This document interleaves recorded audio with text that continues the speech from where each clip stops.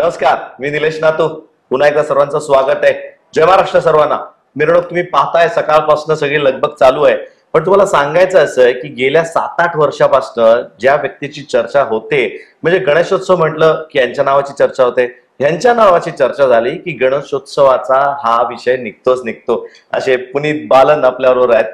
Puneet sir, जय महाराष्ट्र. जय गणेश. जय गणेश. कसं वाटतंय? गणेशोत्सव धामधुमीत पार पडला यंदाच्या वर्षी? 100% ह्या पूर्ण 8-9-10 दिवसात धार्मिक परंपरांनी पावित्र्याला जपून उत्साह हा जल्लोषात साजरा झाला आहे. 10 दिवस दंगा झालेला आहे. मी कळलं यावेळेस, मला असं बाहेरनं कळलं होतं की तुम्ही लोक किती येत आहेत याच्यावरती तुमचं बारीक लक्ष होतं. दिवसभरात किती लोक साधारण मंदिरात येऊन जातात आपल्या?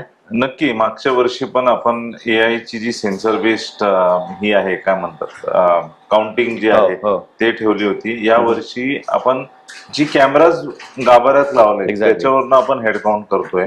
मागच्या वर्षी जर तुम्ही मला आकडा विचारलं तर साधारण 85 ते 90 लाख लोक हे जे फक्त गाभाऱ्यात आत आले. बाहेर जाणारे वेगळे, बाहेर जाणारे मुखदर्शन घेणारे वेगळे, मुख्य दर्शनवाले वेगळे, पण आत जाणारे हे 85 ते 90 लाख होते.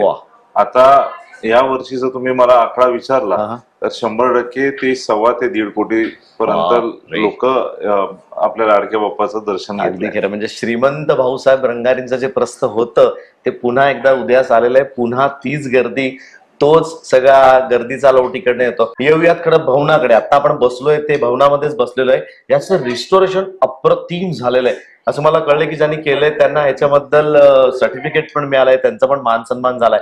पण हे आलं कसं डोक्यात की हे रिस्टोर करावं? नाही बघा, ही एवढी ऐतिहासिक वारसा आहे, ऐतिहासिक वाडा आहे आणि क्रांतिकारींचं माहेरघर आहे. जेव्हा 2019ला मी उत्सव प्रमुख म्हणून माझी नियुक्ती इथे झाली, त्याच्यानंतर सगळ्यांचं आमचं म्हणजे मंडळाचे सभासद असतील, ट्रस्टी असतील, कार्यकर्ते असतील, एक स्वप्न होता की आपला भवन जो आहे ते रिस्टोर व्हायला पाहिजे. आणि नेमकं ज्या काळात आम्ही रिस्टोरेशनची सुरुवात केली होती ती काल कोविडची आहे. हे 2 वर्ष जे आहेत 20-21, या 20-21 मध्ये ह्या वाड्याचं आपण रिस्टोरेशन केला. मला आनंद आहे सांगायला की रिस्टोरेशन करतानाही कुठलीही आजची जी टेक्नॉलॉजी आहे, सिमेंट बिमेंट काय नाही, ती जुनी काही जशी ती लाईम आणि हे वापरून ते रिस्टोरेशन करतात, चुनखडी आणि तशीच ती रिस्टोरेशन केली. मागची जी बाजू आहे जिथे आपली रथ आहे ती भिंत पडली होती. अक्षरशः ती भिंत जेव्हा रिस्टोर होत होता त्याच्यातूनही आम्हाला 6-7 हत्यारे, वेपन सापडले, बंदुका भेटले, पिस्तल भेटले, मी रिव्हॉल्वर भेटले. तर मी आज विचार करतोय अजून रिस्टोरेशन आम्ही काय काय करायला गेलो तर काय काय भेटेल, अजून काय काय मिळेल. नक्कीच हे 2 वर्ष लागले. आपली आर्किटेक्ट जी आहे, जी लीड आर्किटेक्ट होती अर्चना देशमुख, तिच्या सहकार्याने ही रिस्टोरेशन व्यवस्थित पार पाडली. त्याच्यानंतर पुण्याचा हेरिटेज वॉक असेल, पुणे दर्शन असेल, त्याच्यात हे ऍड झाली. आणि आज तुम्ही पाहिला तर काही महिन्यात ही युनेस्कोच्या पण वर्ल्ड हेरिटेज मध्ये याचा समावेश करायचा प्रयत्न सुरू आहे. वा, मोठी गोष्ट होणार आहे. पुण्यातली आपली कशी ऐतिहासिक वास्तू युनेस्कोकडे नोंद होणार आहे, त्यामुळे याची दखल तर खरं घ्यायलाच पाहिजे. येऊयात आता उत्सवाकडे. उत्सवाचं बघितलेलं आपण गाजावाजा खूप जोरदार असतो. मला वाटतं मी बघितलेला पहिलाच AC मंडप गेल्या 6-7 वर्षापासून इथे आहे. पण याची सुरुवात कधीपासून होते? कारण 1-1.5 महिना अगोदर तयारी होते? नाही, तयारी बघा, जागेवरची तयारी ही 2 महिने अगोदर असते. पण जी ऑन पेपर प्लॅनिंग म्हणतो, कारण आपल्याकडे जागा कमी असल्यामुळे टिपिकली तुम्ही पाहिला आपली आणि लालबाग बरोबर यांची जी एरिया स्पेस आहे किंवा लेन आहे, गल्ली सेम आहे. आणि याची जी प्लॅनिंग आहे डेकोरेशनची ही कमीत कमी एप्रिल-मे मध्ये सुरू होते. जे ऑन पेपर म्हणजे कन्सेप्ट असतात, वेगवेगळे कन्सेप्ट का आपण नेहमी काल्पनिकच करू. मंदिर बिंदिर आपण करू शकत नाही, जागा कमी असल्यामुळे ही काल्पनिक करतो. ही एप्रिल-मे मध्ये असते. पण जागेवरचं जे काम आहे ती उत्सवाच्या 2 महिने अगोदर सुरू होतं. जवळपास 5 महिने अगोदर पेपरवरती आणि जागेवर 6 महिने 2 महिनेपासून ही काम सुरू होतं. खरं खूप चर्चा होते तुमच्या मिरवणुकींची. पहिला दिवस, आज शेवटचा दिवस, आज तर दंगा असणारच आहे. पण पहिल्या दिवशी सुद्धा आधी काय 7-8 पथकं असतात, पण वेगळा माहोल असतो ना. 100% आगमन ज्या दिवसासाठी आपण सगळे वर्षभर आतुरतेने वाट बघतो तो दिवस असतो तो. आणि आपल्या लाडक्या बाप्पाचं जे पारंपरिक रथ आहे त्याच्यावरनं त्याचं आगमन होतं. आणि 100% त्याचं आगमन होताना ते पूर्ण जल्लोषात व्हायला पाहिजे, वाजत गाजत व्हायला पाहिजे. आणि भाऊरंगारीची ही हिस्ट्रीच राहिली की पहिल्या दिवशीची मिरवणूक ही जोरदार असतीच. कमीत कमी आपण 7-8 पथकं लावतो. शंखनाद असती, मर्दानी खेळ असती, नगरखाना असते, असे टोटल मिळून 11 पथकं असतात. आणि शेवटच्या दिवशी पण जे मुख्य लक्ष्मी रोडला आम्ही मार्गस्थ होतो तेव्हा आज म्हणजे 2 पथकं जे पुण्यातले प्रसिद्ध 2 पथकं जे वर्षानुवर्ष एक पथक तर त्यांना मानच दिला आम्ही की गणपतीच्या पुढे त्यांचा पहिल्या दिवशी पण त्यांचीच मान असते, शेवटच्या दिवशी म्हणजे गणेशोत्सवाची सुरुवात आमच्याकडनं ते करतात आणि सांगता पण ते करतात श्रीराम पथक आणि रमणबाग हे 2 पथकं आज विसर्जन. यावेळेची दंगा आहे, संध्याकाळी कुठे जाऊ नका, या 2 पथकाचं वादन तुम्हाला पाहायचंय. जोरदार तयारी झालेली आहेच आहे. पण येऊयात शेवटच्या दिवसाच्या डेकोरेशनकडे. तो एक सुद्धा विशेष महत्वाचा भाग असणार आहे. आज काय पाहायला मिळेल? आज तुम्हाला जसं ह्या गणेश उत्सवात काल्पनिक रत्नमहल होता, ज्वेल्स ऑफ इंडिया. तर जेव्हा रत्नमहल मधनं आपला लाडका बाप्पा मिरवणुकीत सहभाग होतोय तर जो देखावा आज केलाय किंवा रथ जे केला आहे ती आहे श्री गणेश रत्नरथ. रत्न पूर्ण रत्नाचं रथ आहे. आणि त्या रत्नाच्या रथ मध्ये लाडक्या बाप्पाचं विसर्जन मिरवणूक हे सुरू. रत्न रथ पाहायचा आहे तुम्हाला आज, त्यामुळे ही वेळ चुकवू नका. रत्न पाहायला मिळणार आहेत, यांच्यासारखी रत्न देखील मिरवणुकीत असणारच आहेत, त्यामुळे तो एक विशेष मुद्दा आहे. येऊयात परत पहिल्या दिवसाकडे.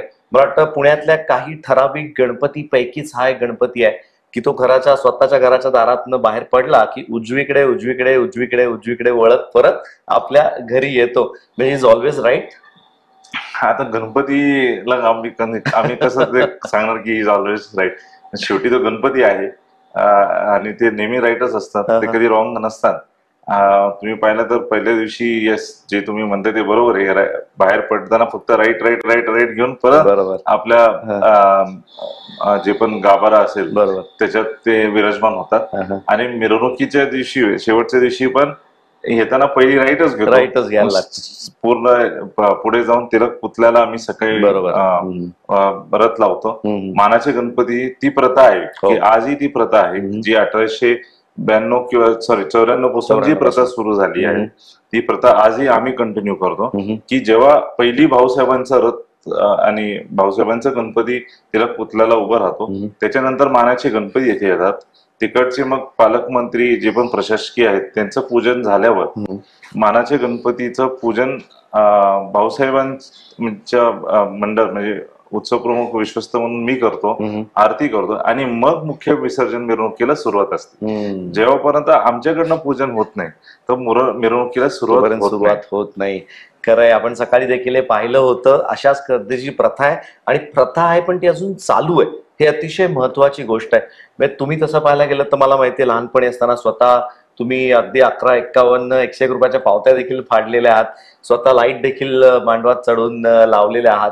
तर त्यानंतर ते ट्रान्सफॉर्मेशन जे झालंय आज इथे उत्सव प्रमुख म्हणून आल्यानंतर कसं वाटतंय? थोडंसं अभिमान तर नक्कीच असणार. 100%. लहानपणी ती घराच्या जवळची मंडळ होती, हे आम्ही मुलंच होतो.